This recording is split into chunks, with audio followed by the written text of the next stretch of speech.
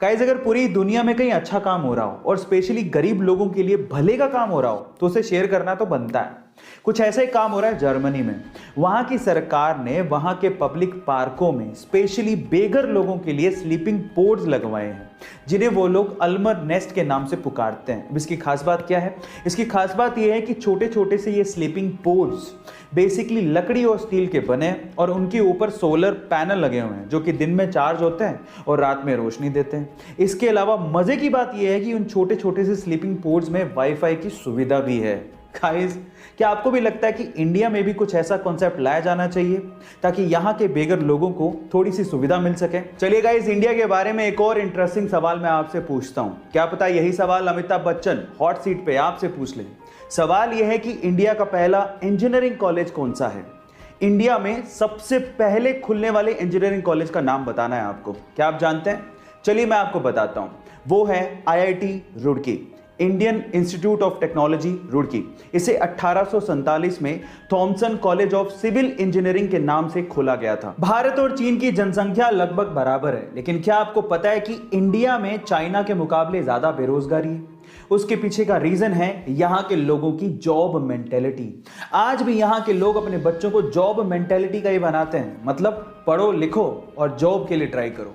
लेकिन जब जॉब नहीं मिलती तो बेरोजगारी तो आनी है। लेकिन इसके विपरीत चाइना में बचपन से ही वहां के लोग अपने बच्चों को बिजनेस मेंटेलिटी का बनाते हैं।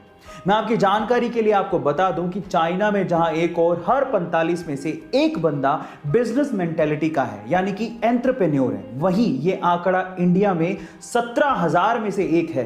अब आप सोचिए कि जहां जॉब जनरेट ही नहीं होगी वहां पर जॉब लगेंगी कैसे?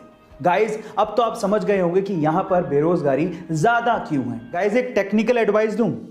इन फ्यूचर जब भी आप अपना लैपटॉप खरीदने जाएं तो बजाय HDD लैपटॉप खरीदने के SSD लैपटॉप खरीदेगा।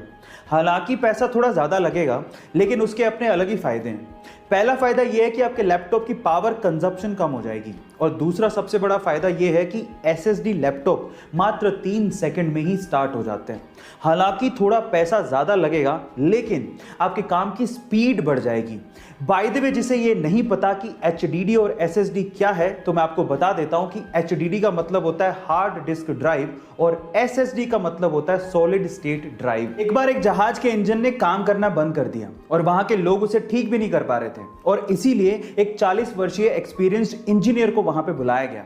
उस इंजीनियर ने जहाज के इंजन को बड़े ध्यान से देखा और फिर उसके बाद अपने बैग से हथौड़ा निकाला और फिर इंजन के एक स्पेसिफिक जगह पर हथौड़े को मारा तो इंजन चालू हो गया। 3 दिन बाद ही उस इंजीनियर ने जहाज के मालिक को लगभग $10,000 का एक बिल भेजा। जहाज का मालिक $10,000 के बिल को देख के हैरान रह गया। उसने कहा कि तुमने किया ही क्या है, हथौड़ा ही तो मारा है, इसके लिए $10,000 का बिल? तो फिर उस आदमी ने जो जवाब दिया वो आप लोगों को सुनना चाहिए।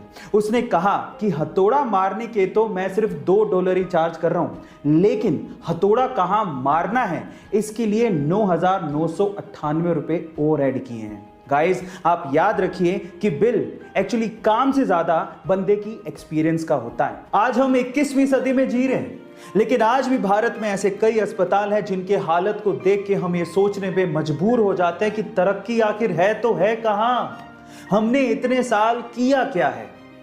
जैसे कि इस तस्वीर में ही देख लीजिए, एक पिता है जो अपनी बीमारी के चलते अस्पताल में भर्ती होने को मजबूर है। उसे ग्लूकोज की बोतल चढ़ाई गई है, लेकिन अस्पताल में इतनी भी सुविधा नहीं है कि ग्लूकोज की बोतल को टांगा जा सके। एक ग्लूकोज की बोतल को टांगने का स्टैंड तक नहीं है।